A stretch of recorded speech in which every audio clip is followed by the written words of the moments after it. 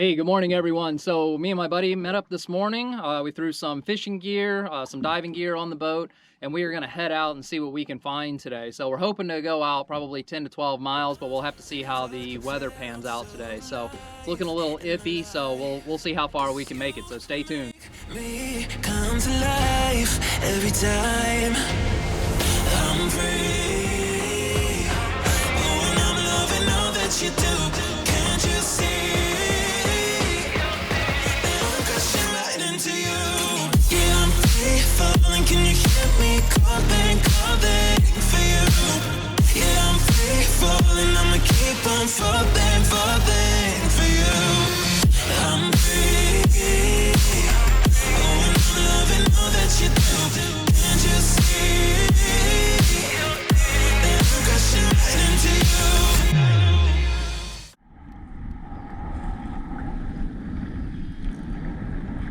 Oh, that seems kind of decent. Maybe not. He was acting big. He was heavier than that little bit. Yeah. God, man, I want you to catch whatever that was that she had on in the first place. It's always the biggest. It's the most aggressive and hits first. Yep. He was right there. Might have to get suited up and just go down and shoot it. Yep. I think you're gonna have about 3 foot of it. Yeah, it's not looking too good.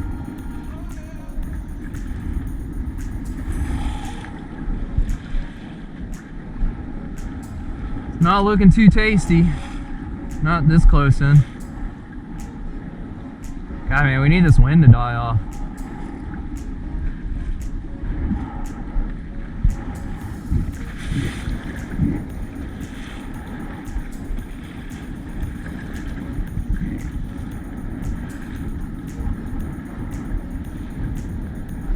What do you think? You want to try tomorrow too, or what?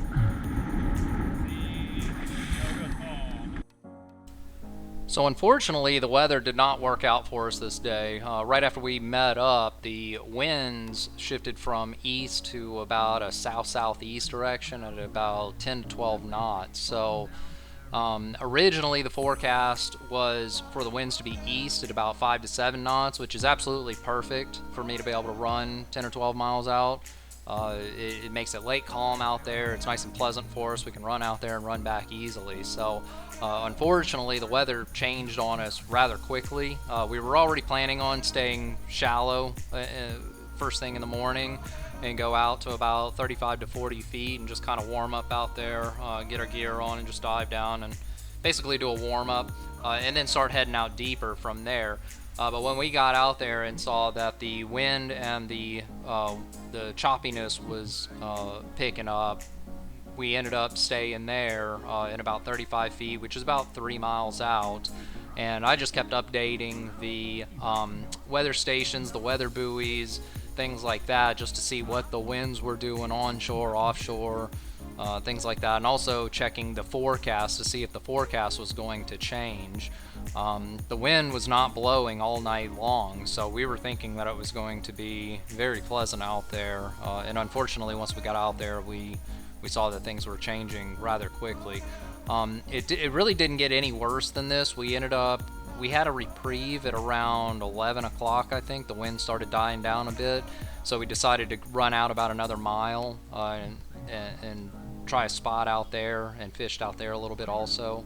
But then not long after we got out there, the wind started picking back up again to probably about 10 to 12 knots. So we pretty much knew at that point that we weren't going to make it any further out. And I think around 1 o'clock or so, we packed up and just headed back in.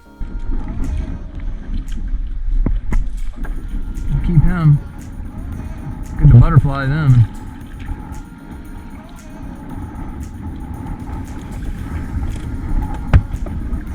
I'd hate to work on like one of these head boats where you got like 30 people on there and they're all catching a bunch of like 12 and 14 inch grunts that you gotta clean at the end of the day. 14, that'd be big. There's a lot smaller ones than that. But I mean the ones that they're keeping though. Oh, there it is. Oh man. He's gonna come back.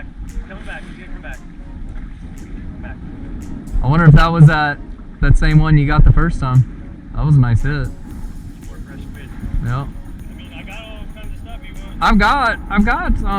I've got some other spots that are like maybe another mile out and like 40 foot. 40, 42 foot. Viz usually sucks there too. Well, this time of year it does. Wintertime it's nice. Yeah, we're right on top of that ledge. Yeah? Yeah, I can see all the chunkiness down there. It's right off the back of the. Well, it kind of runs right through. I'm getting squared up on right there.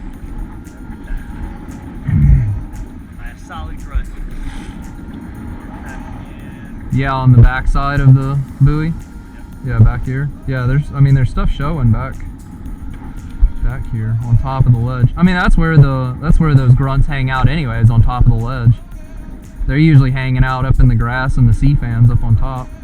You know, what if you try tossing it forward out into the sand and then bounce it back towards? Oh, yeah, that's something decent. And then bounce it back towards the ledge. Not really fighting. Grouper. Yeah. Little baby one. I wonder if it's the same one. Does he already have a hole in his mouth?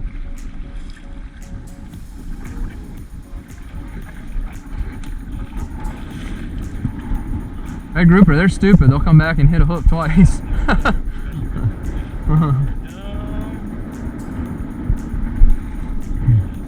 you want me to toss it? I was thinking like out into the sand and bounce it back towards the ledge. See if it...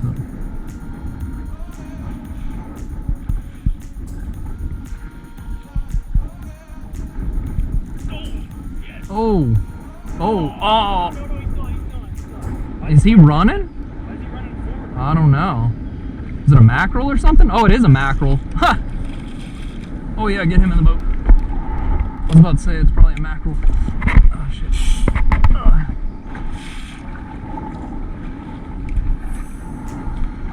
Can you get him? Yeah, I got him. And his dorsal fin.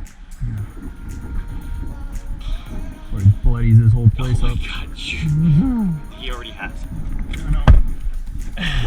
You got a rag? Let's see what we got.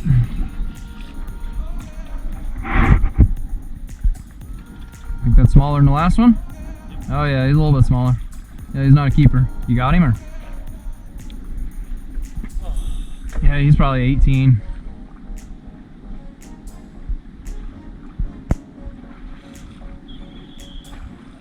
Fish.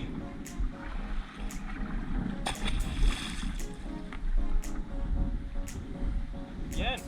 Well, Brian did catch a nice red grouper out here. We're in about 40 feet of water, so we don't typically catch 22-inch red grouper, but he definitely found a nice one. So we will be bringing that one home for dinner tonight.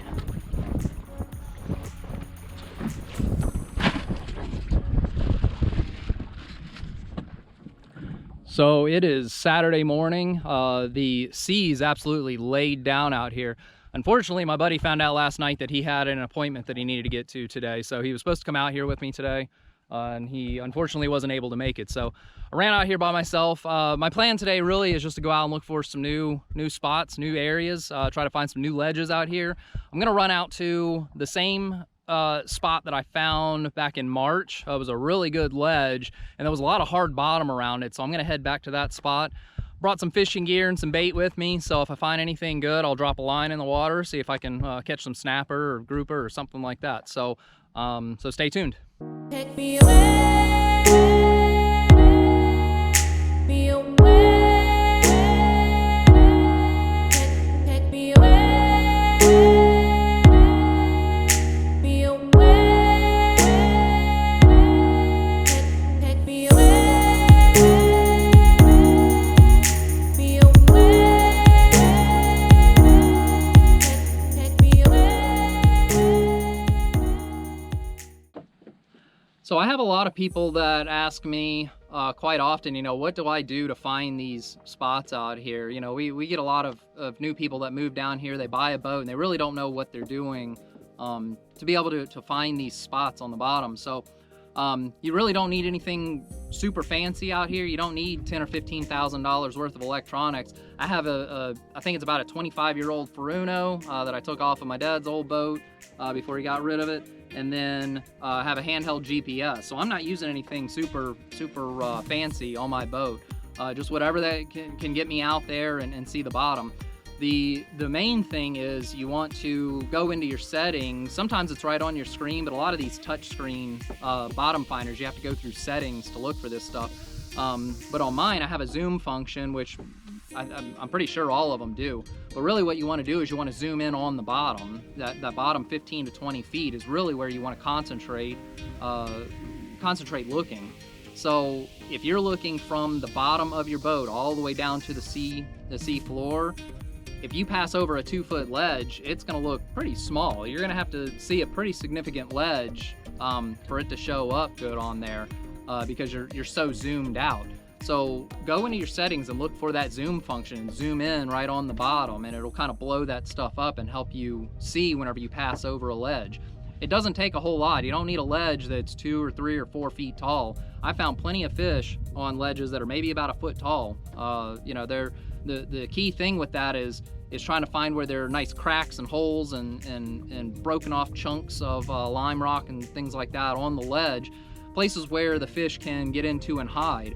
If you have that, if you have your screen zoomed way out, you're gonna have a tough time seeing that stuff. So go into your settings and zoom right in on the bottom to help you look for that stuff.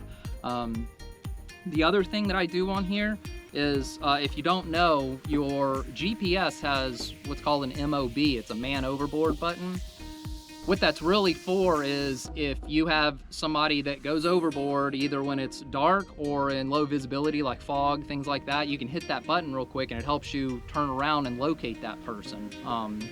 The other thing that it works great for is if you're ready when you pass over something as you're motoring along, just hit that button real quick.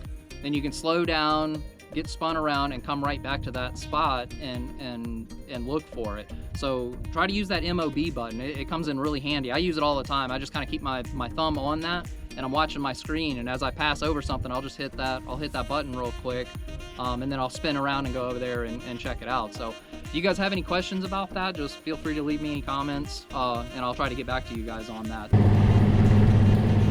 So what I've been doing out here is just scanning the bottom, just kind of slow motoring out here. So I've been staring at my screen here, just watching what's going on. I'm out in an area where there's a lot of hard bottom. I can tell that there's hard bottom just by the way that it looks on the screen. There's a lot of sharp points down there on the bottom. You can also tell that there's grasses and sea fans and stuff down there. Those are good indications that you're on hard bottom. If you're on sandy bottom, a lot of times it'll just look really smooth. If you're on sand, you're really not going to find much. You really need to find those harder structures down on the bottom and kind of concentrate in those areas, looking for a nice sharp drop off. Now, when you do find those hard ledges that drop off good, having a good undercut to them, make sure there's something on them. And if you pull up to a spot and it looks good, it looks like a good hard ledge, and you drop anchor and start fishing, you may be 50 or 100 feet away from the actual fish. They may not be right on that particular spot. So a lot of times if I run over a good ledge, if I don't see a lot of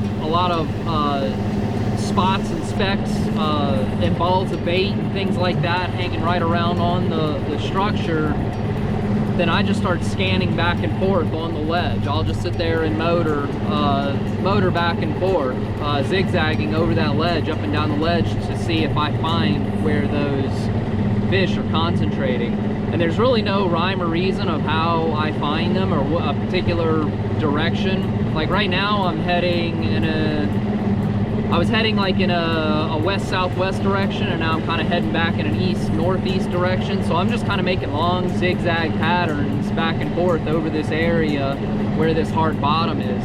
And that's really just the best thing that I found, the best way that I found to find them, to find new ledges. So the other thing that I do too is if I'm heading to a particular spot that I already have marked, I'll slow down maybe, I don't know, a half a mile before I get there, and then just start scanning the bottom.